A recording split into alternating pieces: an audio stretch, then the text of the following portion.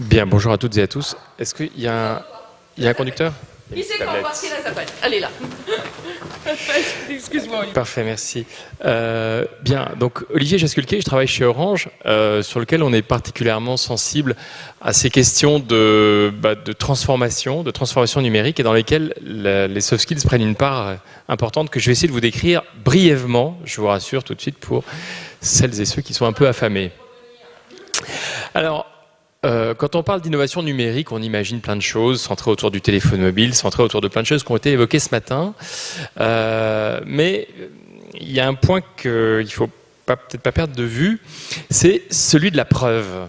Ça, c'est un tableau que j'aime bien. C'est un tableau de 1603 qui est en Allemagne, qui s'appelle l'incrédulité de saint Thomas. C'est un tableau du Caravage et qui dit simplement on veut voir les choses.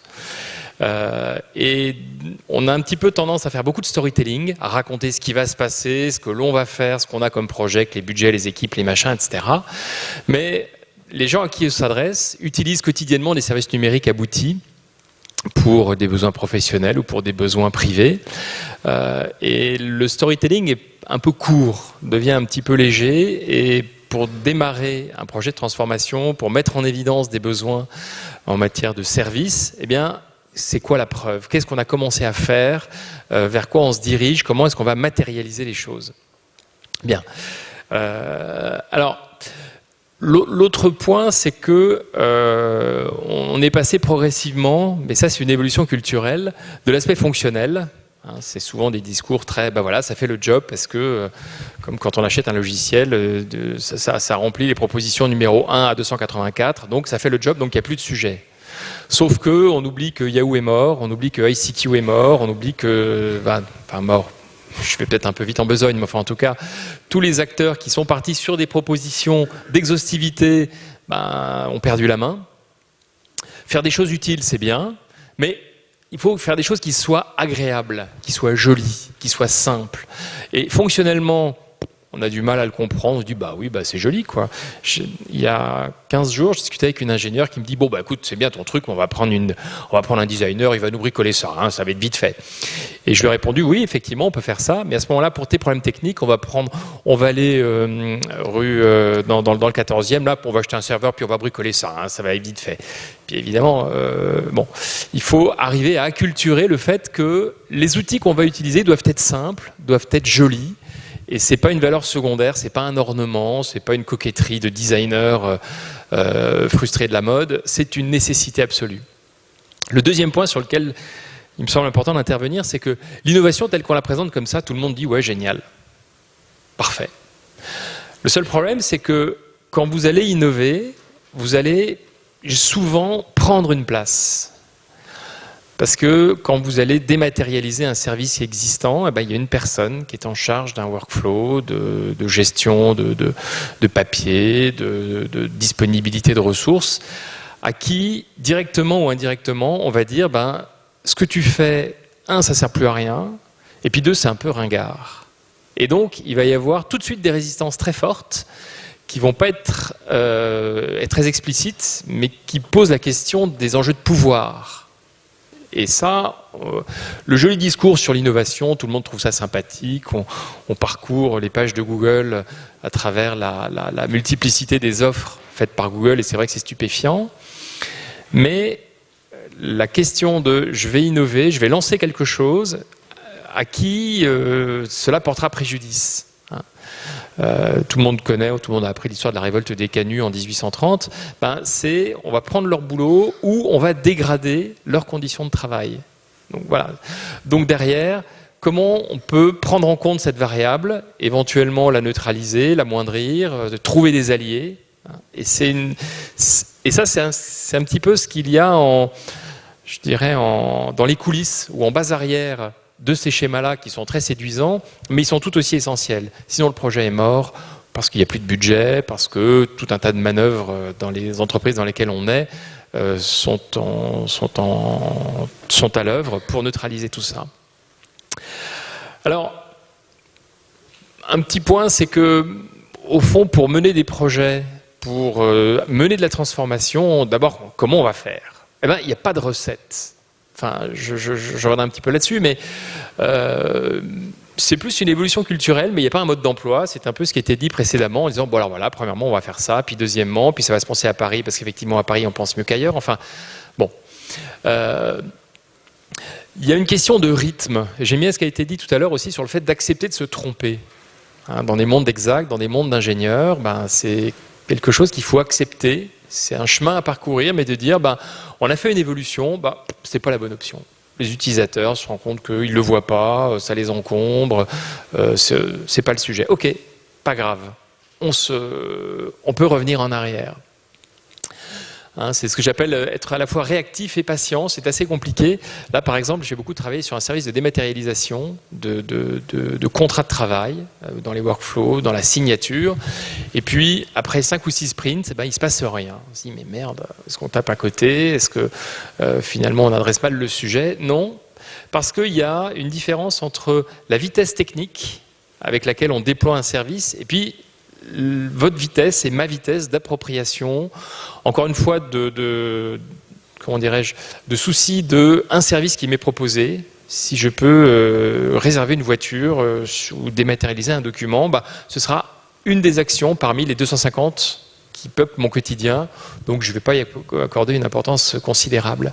Donc derrière, les équipes produits doivent être patientes pour dire, à un moment, les services qu'on va déployer, un service de dématérialisation, il va faire écho chez quelqu'un. Mais ce sera son temps, ce ne sera pas le mien. Il y a aussi un truc qui est assez important, c'est de distinguer les épiphénomènes des signaux faibles. L'épiphénomène, c'est quelqu'un qui appelle et qui dit « Dis donc, ton truc, ça ne marche pas parce que ça s'intègre mal dans mon organisation, il faudrait que tu le changes comme ci, comme ça. » Bon, au fond, très bien, c'est une personne qui... Le signal faible, c'est 3 personnes à des moments différents qui, avec des mots différents, disent il faudrait qu'on fasse évoluer la chose parce que là, l'interface n'est pas très claire. Je me suis trompé. C'est-à-dire, tiens, là, c'est pas le problème de la personne, c'est mon problème face à des choses qui remontent ça et là. Et sur 100 personnes qui vont utiliser un service, combien il y en a qui se manifesteront pour dire tiens, je t'appelle pour te dire qu'il manque quelque chose. Il y en aura 1, 2, 3, 4. C'est de cet ordre-là. Voilà. Un autre point, c'est aussi pouvoir mener les choses de façon simultanée et pas attendre d'avoir le go de la sécurité, puis le go de l'ingénierie, puis le dossier d'architecture technique, puis le go du juridique pour lancer les choses. On va tout lancer en même temps. Et on n'avancera pas quand on sera prêt, parce qu'on n'est jamais prêt, mais c'est parce qu'on avance qu'on sera prêt. Et ça, c'est aussi une mutation, c'est très simple à dire. Il n'y a pas de méthodologie particulière, mais de dire on va lancer, sur ces quelques exemples, à chaque fois c'est long, la sécurité, il y a des audits, etc. Les juristes vont regarder les choses avec minutie et ils sont dans leur rôle, mais on va tout lancer en même temps. Et parce qu'on fait les choses en même temps, après le boulot là-dedans, c'est d'arriver à faire converger, à maintenir une espèce d'attelage ici, mais ça maintient du rythme. Tous les gens sont assez motivés parce que sinon, dès qu'on prend du temps, si le projet, c'est plus en semaine, mais c'est en mois ou c'est en 2020, tout le monde s'est endormi avant. Voilà. Donc vous voyez, tout ça sont des choses qui sont très simples. Alors qu'est-ce que ça donne en termes de soft skills? J'ai essayé de dire, mais au fond, puisqu'on parle de soft skills là-dedans, c'est quoi les éléments à l'œuvre? Alors il y en a une que j'aime bien, mais qui est assez difficile à décrire, c'est les gens avec lesquels il est facile de travailler. Il y a une question de casting. Et on est tous dans des situations où, on est nous-mêmes d'ailleurs, parfois des gens avec lesquels il est facile de travailler. Une expression que j'aime bien aussi, c'est on est d'accord sur le fait qu'on n'est pas d'accord. Bon, voilà. Maintenant, comment on gère ça? Est-ce qu'on fait un petit sondage, on en réfère à la hiérarchie, je ne sais pas quoi. Bon. Et on a tous travaillé avec des gens pour lesquels le sujet, c'était pas le projet à gérer, c'était de gérer Jean-Paul ou Géraldine qui s'insère mal dans le système, qui ne comprend pas, et donc il faut gérer la personne et pas le projet. Bon. Alors c'est un peu, je ne sais pas comment définir ça plus précisément, mais c'est une qualité qui souvent qui fait écho à pas mal de monde, sachant que on peut être quelqu'un easy to work with dans une situation et être le problème dans une autre situation. Après, il y a une question un peu affinitaire. L'autre point, c'est de rester très souple sur les méthodes. Finalement, est-ce qu'on va prendre une méthode ou l'autre? Quelle va être la méthodologie? On aime bien poser les choses comme ça. Et le sujet, c'est pas tellement de gérer une méthode pour savoir est-ce qu'on va être en agile ou en scrum, etc. Mais en revanche, c'est d'être très ferme sur l'objectif. On veut sortir un MVP d'ici 15 octobre. Voilà. Et ce sera le 15 octobre, et ce sera peut-être le 16, mais ce ne sera pas ah non, on va décaler. La méthode, finalement, importe assez peu. Ce n'est pas tellement le sujet. Hein. On dit, c'est gérer le projet et pas la méthode. Hein. C'est les discours auxquels on est très habitué dans le monde extra-entreprise de quelle va être la méthode, c'est très important. Je ne dis pas que c'est secondaire, mais qu'il y a souvent un effet de substitution qui est une menace dans le développement. Un autre point qui est très design, mais ça rejoint également ce qui a été dit tout à l'heure, c'est d'être très attentif aux détails. Parce que quand on est seul devant son micro, quand on est seul derrière son téléphone, ce qu'on fait tous, vous et moi, en permanence, à des tas de moments dans la journée, eh bien, les mots, les cohérences de couleurs, le fait de, par exemple, remplir un formulaire où on va poser plein de questions, ça m'est arrivé plusieurs fois d'avoir plein de champs à remplir, puis il y a valider qui est là, et puis annuler qui est juste à gauche. Et on se dit, pourvu que je ne me trompe pas, parce que sinon je reprends tout, c'est l'enfer. Bon, c'est un détail, vu d'avion, dans les plans stratégiques, tout le monde s'en fiche en disant oui, c'est de la logistique, mais c'est pas de la logistique. C'est pas de la petite logistique. Pendant très longtemps, je ne sais pas si c'est toujours le cas, Jeff Bezos, qui est toujours là, tout le monde dit oh là, bon, on parle du sérieux, gérait la page d'accueil d'Amazon. Il a recruté à grands frais des designers qui avaient des CV tout à fait rutilants, qu'il a épuisés, qui ont quitté l'entreprise parce qu'ils gardaient la main sur la page d'accueil. Et sur l'emplacement du petit bouton, sur tel mot, c'est lui qui gardait la main. Et je trouve cette anecdote, enfin cette histoire très révélatrice de l'importance qu'il y a sur les détails, parce que quand on est seul derrière un écran pour acheter un bien, réserver une salle, pour effectuer une transaction ou entrer en relation avec quelqu'un, eh ben, tout se passe dans les détails.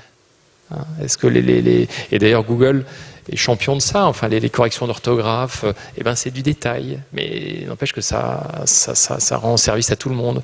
Le fait de passer d'un environnement de gestion des ressources à distance, de communication instantanée ou de communication différée, avec les mêmes codes, les mêmes couleurs dans les boutons d'action, les mêmes modes d'information, c'est essentiel, c'est notre point de repère. Voilà. Entendre les demandes réelles des utilisateurs, c'est parfois difficile, parce que moi j'ai envie de faire ça et je trouve que c'est super parce que c'est mon idée, donc forcément elle est très bonne, mais c'est pas la vôtre. Bon, donc ça, il faut parfois se faire violence. Et puis peut-être le dernier point, et je terminerai là-dessus, c'est sur le fait d'établir des coopérations. C'est-à-dire que dans tous ces développements de projets, dans toutes ces recherches d'innovation, eh bien, il y a ou des gens qui seront des facilitateurs d'un point de vue politique, au regard de ce que je disais tout à l'heure, ou des gens qui ont une expertise particulière, mais dont on a besoin ponctuellement. On peut avoir un juriste au début qui va nous dire « Ok, votre truc, ça tient debout, mais on ne va pas l'embarquer dans tout le groupe projet parce que ça fait partie du décorum et mener des réunions à 25 en permanence, parce qu'à 25, on ne fait pas de réunion. » À 25, je ne sais pas trop ce qu'on fait, on décide de rien. Voilà.